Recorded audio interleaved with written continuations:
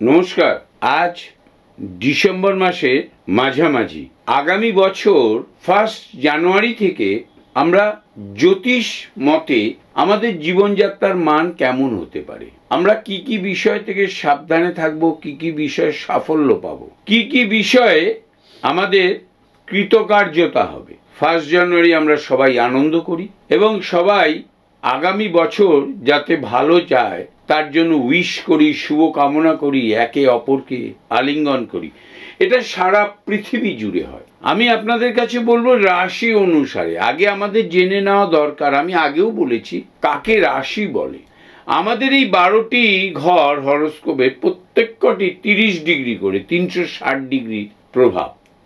এই 360 ডিগ্রির মধ্যে কোন ঘরটা, 12টা ঘরের কোন ঘরটায় যেদিন আপনি জন্মগ্রহণ করবেন সেই দিনে চন্দ্রের দ্রাঘিমাংশ যে ঘরে পড়বে সেই ঘরটাকে আমরা রাশি বলি। ডিগ্রি অনুসারে তার নক্ষত্র প্রাপ্তি হয় এবং ওই নক্ষত্র অনুসারে আমরা বিচার করি।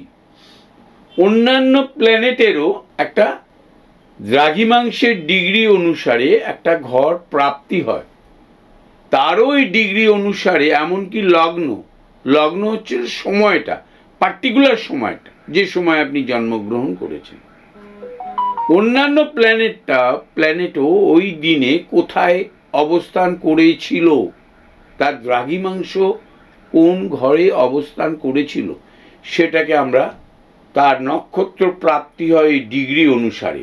সেই অনুসারে আমরা প্রেডিকশন করে থাকি। আরও অনেক পার্ট আছে প্রেডিকশনে। অর্থাৎ 1 জানুয়ারি আমাদের বৃহস্পতি থাকছে মেষের ঘরে, রাহু থাকছে মীনের ঘরে, শনি থাকছে কুম্ভের ঘরে, মঙ্গল রবি দুজনেই থাকছে ধনুর ঘরে, বৃশ্চিকে থাকছে বুধ এবং শুক্র, আর কেতু থাকবে কন্যার ঘরে।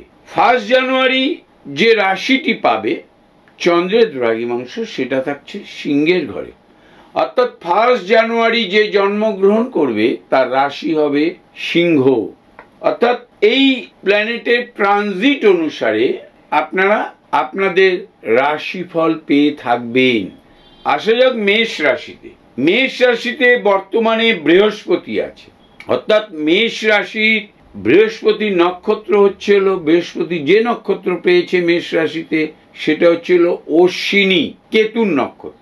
অর্থাৎ মেষ রাশির সুখের প্রভাব ভালো হবে। বছরের মাঝামাঝি সুখের প্রভাবে বিঘ্নও হতে পারে। বছরটা শারীরিকভাবে খুব একটি খারাপ যাবে না। আয় বৃদ্ধি হওয়ার সম্ভাবনা প্রবল। কর্মপ্রাপ্তি, জ্ঞান প্রাপ্তি হবেই। প্রতিযোগিতামূলক পরীক্ষা যারা দিচ্ছেন মেষ রাশির, তাদের জ্ঞান অনুসারে তারা কৃতকার্যতা লাভ করবেন এবং তাদের সাফল্য আসবে জীবনে। নতুন কর্মপ্রাপ্তি হবে এবং কর্ম জন্মস্থান থেকে দূরবর্তী স্থানেও হতে পারে। ফুসফুস ঘটিত রোগ হতে পারে। কোষ্ঠীকাঠিন্য থেকে সাবধানে থাকবেন। জয়েন্ট পেন, কোমরে, হাঁটুতে জয়েন্ট যেখানে আছে সেখানে পেইন হতে পারে। ব্যালেন্স হারাতে পারেন, ভাডিগো হতে পারে। বন্ধু বান্ধবের সহিত, আত্মীয় স্বজনের সহিত বিবাদ এড়িয়ে চলবেন।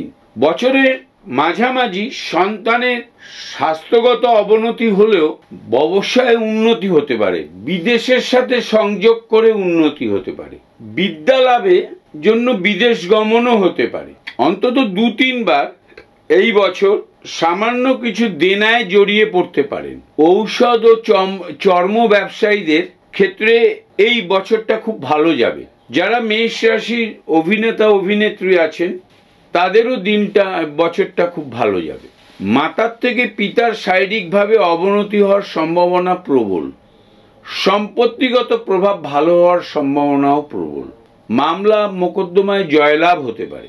নতুন সম্পত্তি ক্রয় করতে পারেন। 27 জুলাই 2025 এর পর থেকে সম্পত্তি ক্রয় এবং সম্পত্তি বিক্রয়ের প্রভাব ভালো থাকবে। ব্যবসায় উন্নতি হওয়ার প্রভাবও ভালো থাকবে। বছরের শেষের দিকে অগ্নাশয়জনিত ব্যাধি থেকে সাবধানে থাকবেন, পীড়া হতে পারে। এই যে আপনাকে যে ডেটটা বললাম আপনাদের, এই ডেটে 4th of April, এই ডেট ছাড়াও আর একটা ডেট বলছি, 4th of April, 15th of October 2024, এই সময়ের পর থেকে, এই সময়ের ভেতরে এবং 15th of April-এর 15th of October-এর পরেও শিক্ষক, উকিল এবং চিকিৎসক যারা গবেষণা করেন তাদের আয় উন্নতি বাড়ার সুযোগ আসতে পারে। যারা কর্মক্ষেত্রে অ্যাডমিনিস্ট্রেশনে আছেন, প্রশাসন দেখছেন, আইএএস, ডাব্লিউবিসিএস, এদের পদোন্নতি হতে পারে, এক্সট্রা দায়িত্ব পেতে পারেন এবং উন্নতিমূলক ট্রান্সফার হতে পারে। নমস্কার।